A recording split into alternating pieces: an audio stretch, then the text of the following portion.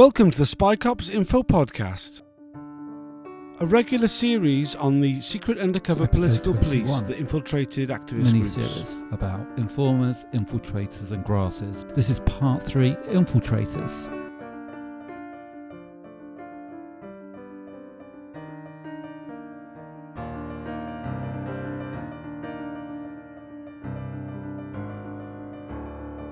As well as all these, individuals doing it off their own backs, there are the professionals, the people who go in with an agenda. They go into groups specifically in order to report on them. The infiltrators. Yeah, and they're possibly the most dangerous. They're the professionals. Usually, they have a police or military background. They're backed up by the companies, and have got a long history of targeting protest movements of all stripes on behalf of corporate masters. They don't just work for corporations. They will also pass their intelligence onto the police, and many of the companies maintain close contacts with existing police forces. If something was complained of in one of the Inspector of Constabulary reports into Mark Kennedy, was that there was ongoing links between these private firms and the undercover units. And we saw that Mark Kennedy, on leaving the police into March 2010, went straight into one of these companies, Global Open, switched from spying on his friends in the environmental movement to targeting animal rights, which we know were then being sold. Those reports were being sold on for tens of thousands of pounds to corporations. I mean, you can see the career path, really, can't you? From being a spy cop to working for one of those companies. It's the obvious sort of career path you would take. Yeah, and if you look at a lot of careers of the senior cops, they quite often go into these really big security companies like Blue Light, Olive Group, Control Risks, and this is a history that's going right back into the 70s. Many of the senior cops involved in the Angry Brigade investigations, for example, went on to establish Control Risks, which is still around today. So there's all these sort of things. They've got skills, they're used to deception, they're used to playing games, and they just continue doing it. Yeah, I mean, it doesn't necessarily mean that these are going to be people that you automatically. Oh, there's some ex-army guy in your group. There is they need a particular background in order to do this kind of work, right? Generally, yes. Generally, there will be special branch in some form or another, or there will be ex-army, probably signals, or some of the army's own internal intelligence units. Once you start looking at the police and the army as a whole, you realise there's multiple intelligence units of different things, and it's not just them. It's also HMRC, Revenues and Customs, right? Yeah. Have their own intelligence unit. So a well-known corporate spy, Rebecca Todd, she started off in Revenue and Customs, right, as an undercover. It's but fundamentally they're just following the money. They know that your corporations such as Shell and stuff want information on what the environmentalists are up to and are willing to pay for it. If you find yourself targeting those famous brands who've got a problem with protesting, you are much more likely to get targeted. Look at London Greenpeace got targeted so heavily by McDonald's. Infiltration. It's that kind of corporate world where it really, really we really see it in its really raw form. And you'll see it across the board. One of the more recent examples came out was the person infiltrating the asbestos campaigns. Right. Yes. Posing as a journalist, posing a camera person. I had somebody target me who was posing as a camera person, so that seems to be quite a common theme. I mean, it's in this day and age of everybody's a media activist these days. They want to be, right. I mean, it's a really easy thing to do. It only needs a camera. You can start putting stuff online in various different ways. It's a really easy way in, right? And again, that goes across the board. Rob Harrison, undercover cop, claimed to be involved in doing a film of protests and stuff. It's an excuse to have a camera out and about, be taking photographs. Except in these situations, or all the situations we know of, the supposed films, the supposed pictures that they were always going to provide never turned up. And I would also say it's if somebody started taking photographs of me on the protest, it's I want to see your work beforehand. Sure. I want to know that you've done something. You're not just some random person, because it's something that has happened far too often. There's just people going out taking lots of photographs and going, well, who are you? Yeah. Why do you need my photograph? Personally, I don't ever want to see it. Yeah. Often, like, you kind of get those kind of those media students. They kind of float around protest, even if they're not doing it because they're spying on the group. It's not really helpful. They're not actually kind of contributing to the group properly. They're not actually part of the group. They're just trying to, like, they're making a film or they're doing some project. It's like, I don't know. I've got quite dismissive of most of these. Saying that, I am currently doing a podcast where I'm approaching people to do immediate things, so probably I should shut the fuck up. No, well, we're all doing this because we're politically engaged. Right. I've had a similar experience where I've been involved in running campaigns, and I get quite a lot of media students coming along, oh, we want to make a film about you. And I was like, well, I've given you quite a lot of hours of my time, and I've still to see anything 4 years on. Right. And it's just like, well, at the end of the day, I need to see something out of it. And now that I've seen how many of it, informers and infiltrators and police have used similar tactics, it's like, I'm maybe a bit more paranoid now, Sure. but I want to see something a bit more upfront before I just let any old person in to film me simply because they claim to be a media student. And as you say, it's hard enough getting on with the group without having Right, exactly. a lot of things tagging on. But I think so many of these things come back to, like, your political kind of reason for doing these things, and, like, if it's not helpful for that, then why are you doing it, right? Like, why it's not necessary, and it's not useful, and it's probably not much fun either. So just, like, don't bother. Yeah, but saying that, there are various people around who I do work with, but, who Right. I would trust, Absolutely. like, because they've got a background and they've got proven politics, I feel comfortable with them. Yeah. I'm not. This is not just some random stranger who's turned up, and Yeah. I've got no. They might produce something that's going to be really hypercritical. Yeah. That I've collaborated with. Yeah. No. Absolutely. Absolutely. Yeah. But, like, I mean, in terms of, like, spotting these infiltrators, it's a different thing again, right? To what we were talking about earlier with the informers. They're going to come out after you've started doing something, right? They're not going to be just, like, speculatively like you would get with a grass. It's not something that's randomly happening. Somebody's planned ahead for it, right? Yeah, quite often they've turned up. There's been a big action, or a group has Yeah. suddenly just appeared on the scene, and they don't announce themselves, and then suddenly saying, "Oh, I saw you. I want to get involved." And my sense is they're generally people who enjoy the excitement, who they don't really have the same degree of politics, and they don't try and profess the same degree of politics because they know they can't carry it off. But they'll bring an exuberance, they'll bring a liveliness. We want to be really active. We want to be really involved in this. We were only interested by the action, sort of thing. They'll have that sort of attitude. The other ones will be the ones who really get involved in the logistics stuff. I think that is another major team. They won't be at the forefront of stuff, but they're the sort of person who's always helpful, always being around, providing stuff, generally in the background. Not necessarily particularly strong social skills. I can think of one who had next to no social skills, but did make themselves very useful. Yeah. Yeah. I mean, it's the making themselves useful thing, which I think, it's it's so that's a really depressing one. It's like, oh, they're really useful. Oh God. And it's the reason why we overlook a lot of these things. Going back to the spy cops and everybody, personally, I'll forgive a lot if somebody's actually reliable and kind of gets the job that they say they volunteer for done. Because of the voluntarist nature of activism, flaky people are everywhere, right? And a lot of those flaky people, they're good people. They're flaky for, like, life reasons. And often your infiltrator type, well, they're not flaky. It's their job. Yeah, and they quite often come from quite professional backgrounds. Yeah. And that kind of shows true. They want to be making things happen, partly because they're getting paid for it. Yeah. They're getting paid to be able to report and say, well, we're really close to it. We're at the heart of the Our First Collective, or we're at the heart of the animal rights groups. So we can produce, and that's. So they'll take that back to their handlers and then go to their companies going, we got somebody right in the middle of this organisation. Yeah. Therefore, we're going to charge you £80,000 for this report instead of £40,000.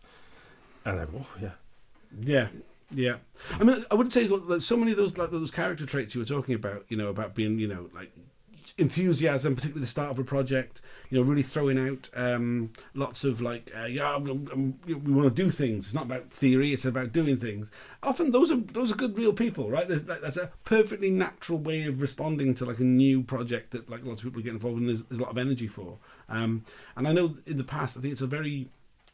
We were talking about snitch jacketing earlier. It's the kind of person who could be an infiltrator is also the perfect person you want for your campaign, right? The resourceful. I was saying before about like let's not see enemies everywhere, right? It's really dangerous kind of thing to do that.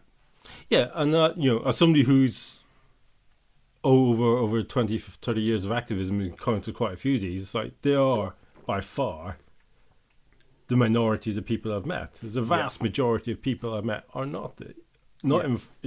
haven't been betraying me. Yeah. It's just a couple have, and they've had quite a lot of impact. But I have to say, the vast majority of people I met, I think, are sound, honest people who just want to make a bit of difference in the world. And I personally don't get too hooked up on, trying to find them all around me or get worried or immediately suspecting everybody. Every now and again, something will happen, and you go, "That's not right." Yeah.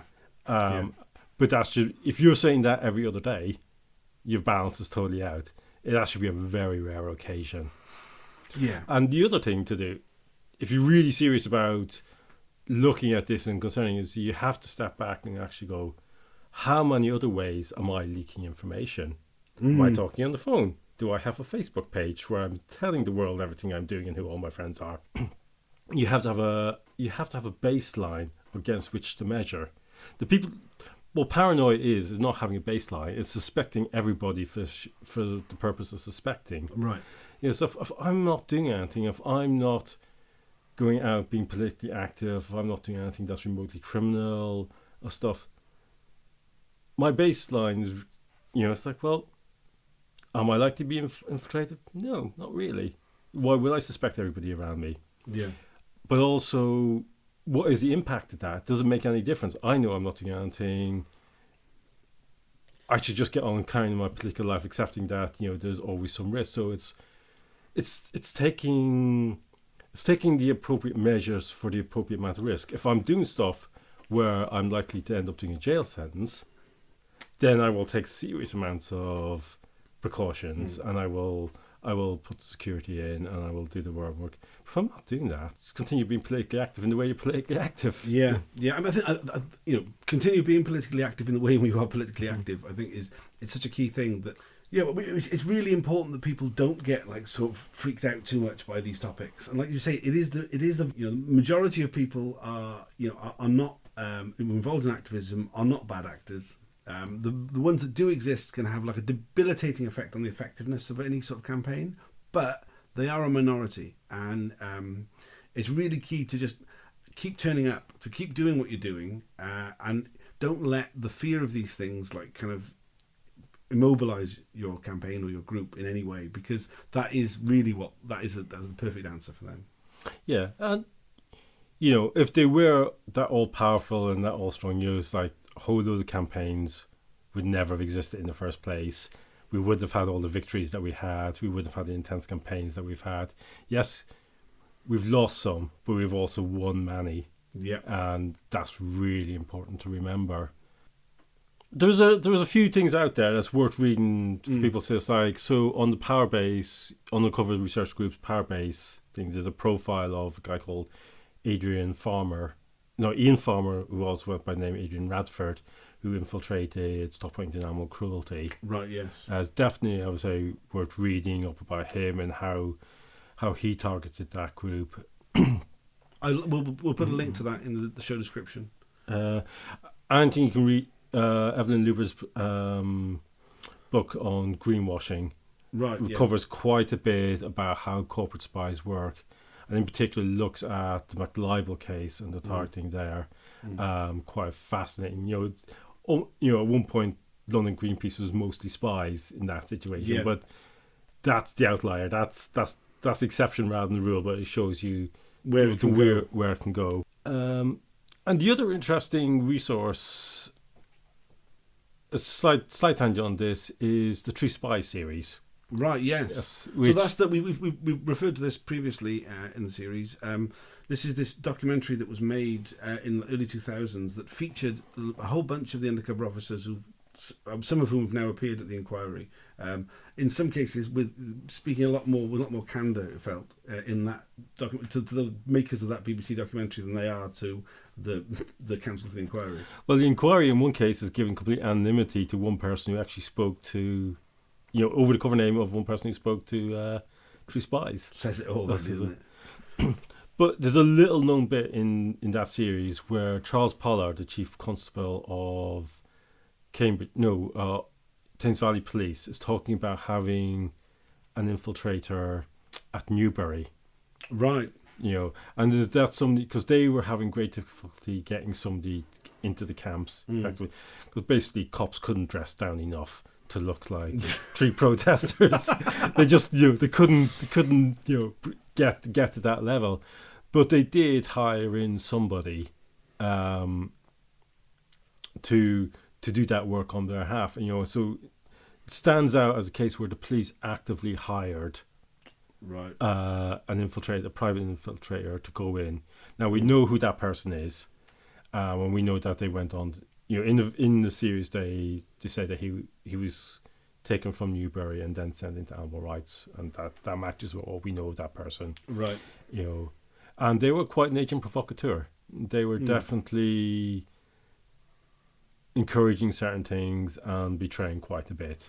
And there's this weird overlap between the state and the private firms, and this is the first real instance we have of that. It's not just where the police are actively employing. We have earlier instances where police were definitely in receipt of corporate intelligence. I believe that in one situation, an undercover mentioned that they were looking at intelligence reports from private firms and trying to work out which their friends in the groups was actually the source of that. So, but the Newbury case, I think, is quite a harbinger of what is likely to happen in the future. State employing undercovers, too politically dicey, too risky, and also it's not, it's quite an expensive job for them. Getting private security to do it on their behalf is the easy option, and I think that is where we will see more happening in the future. Partly because it's cheaper for the police. I mean, this is the neoliberal police force, right? You know what I mean? Yeah. They literally can outsource these things. They can outsource all the moral dangers, the difficulties. If we look at the Chiz bill, it's about empowering agents of the state, whether those are So the Chiz bill, even going back to RIPA, the Regulation of Investigatory Powers Act, which creates a whole legal framework around undercovers, doesn't make any distinction in the law between the police officer and an informer or an infiltrator or grass. It sees them all as our covert human intelligence sorts. Yeah. So it's that. The other big thing, and we see a bit of this in the inquiry, asking questions, partly our prompting, but there's no legal regulation of covert surveillance being done by corporations. So it's a way of them washing their hands. So something I think we need to be very wary long term once we get past the current, semi-fascist police and crime bill, is looking at how they would be outsourcing this sort of intelligence work to essentially an unregulated industry.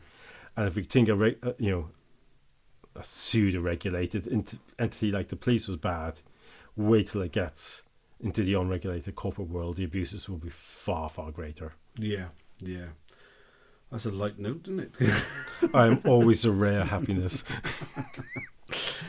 Yeah, don't be paranoid.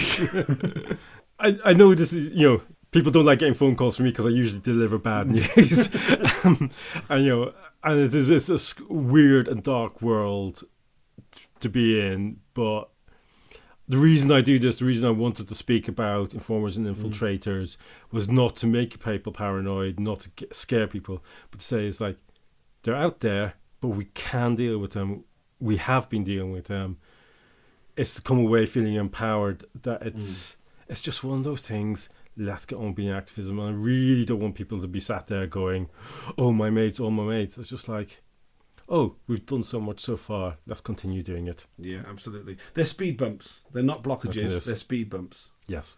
If you want to find out anything more about this topic, there's not a lot on Informers on there, but if you go to spycops.info, you'll find links to all our previous episodes, and perhaps we should include a section on Informers. There's the booklet that's circulating on the internet, specifically Informers, Infiltrators and Grasses. We will link to that in the show notes. Cheers. Well, as always, if you want to support us, any support is welcome. That includes reviews, following, and also, and by no means last, donating some money at spycops.info.